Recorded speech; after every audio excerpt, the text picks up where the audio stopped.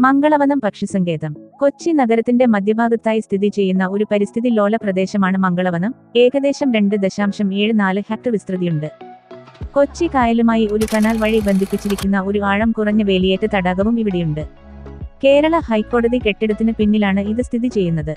വൈവിധ്യമാർന്ന ദേശാടന പക്ഷികളുടെ കൂടുകൂട്ടൽ കേന്ദ്രമാണിത്. കൂടാതെ പലതരം കണ്ടൽക്കാടുകളും ഇവിടെയുണ്ട്. നഗരത്തിലെ വായു മലിനീകരണം നിയന്ത്രണത്തിലാക്കുന്നതിൽ അതിന്റെ പങ്ക് കണക്കിലെടുത്ത് മംഗളവനത്തെ പലപ്പോഴും കൊച്ചിയുടെ പച്ച ശ്വാസകോശം ആയി കണക്കാക്കുന്നു. പലതരം സ്ഥിരം പക്ഷികൾക്കും ദേശാടന പക്ഷികൾക്കും ഈ പ്രദേശം ഒരു ആവാസ കേന്ദ്രമാണ്.